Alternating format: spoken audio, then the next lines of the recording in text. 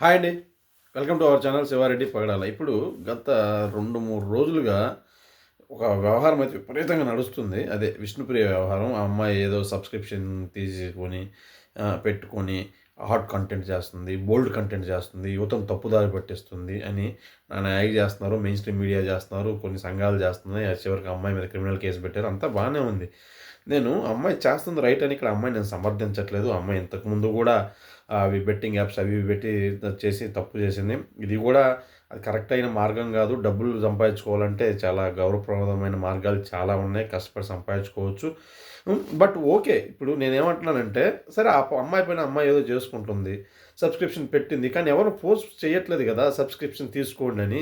ఇప్పుడు ఆ అమ్మాయిది ఎంత తప్పు ఉందో సబ్స్క్రిప్షన్ తీసుకొని చూసేవాళ్ళు కూడా అంతే తప్పు ఉంది కదా. మీరు వాళ్ళందరిని వదిలేసి అమ్మాయిని ఇట్లా చేయడం కరెక్ట్ కాదు కదా. ఇంకా ఇట్లాంటి వాళ్ళు సోషల్ మీడియా చాలామంది ఉన్నారు. అసలు ఇట్లాంటి కంటెంట్ని అలో చేస్తున్న సోషల్ మీడియా మీద మీరు కూడా మీరు దమ్ముంటే గవర్నమెంట్లు చర్యలు తీసుకోండి. అట్లా ఒక పర్టికులర్ పర్సన్ని ఇబ్బంది పెట్టే బదులు అసలు అది నన్ను అడిగితే సమాజంలో ఓకే. మీరు నన్ను తిట్టుకోవచ్చు. అసలు ఇది ఇక్కడ నేను మాట్లాడుతుంది కరెక్టో, తప్పు అన్నది నేనైతే ఇక్కడ పట్టించుకోవట్లేదు.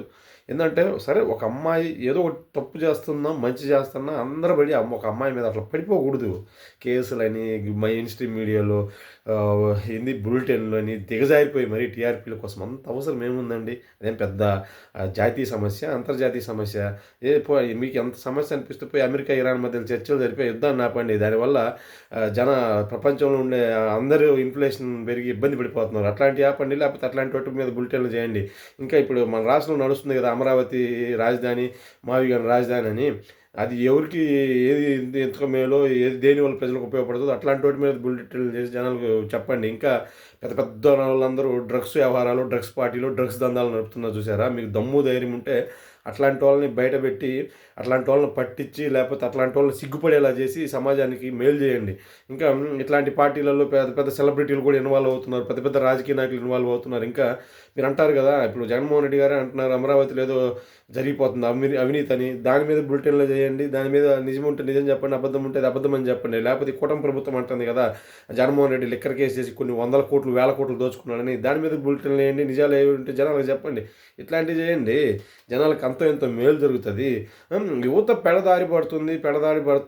పడుతుందని ఆ అమ్మాయి మీద చర్యలు తీసుకుని ఆయన ఇది చేసుకుంటే అట్లాంటి వాళ్ళు ఇదిగో నా నెత్తి మీద జుట్టు ఉంది అంతమంది ఉన్నారు సోషల్ మీడియాలో అట్లాంటి కంటెంట్ చేసేవాళ్ళు.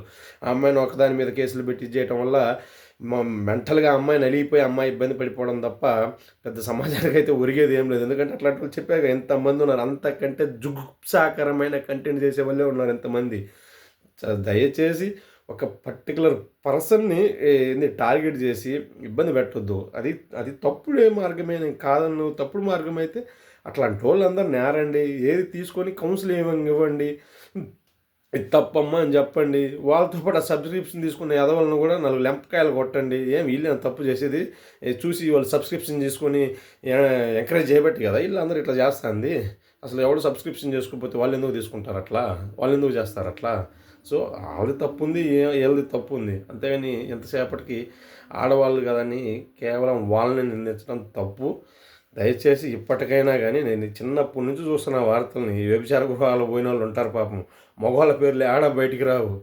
పలానా హీరోయిన్ పలానా వ్యభిచార కుటుంబంలో దొరికింది, పలానా ఆర్టిస్ట్ పలానా వ్యభిచార కుటుంబంలో దొరికిందని ఎన్నో రోజుల నుంచి ఆడవాళ్ళని ఇట్లాంటి విషయాలలో ఇబ్బంది పెడుతున్నారు. అది మాత్రం కరెక్ట్ కాదు అనేది నేను చెప్పదలుచుకుంటున్నాను. అంతేగాని ఇక్కడ ఏ కంటెంట్ని నేను సపోర్ట్ చేయట్లేదు. నేను ఎవరిని కూడా ఆపోజ్ చేయట్లేదు. ఏది అర్థమైందా? దయచేసి అర్థం చేసుకోండి. Okay, thank you so much.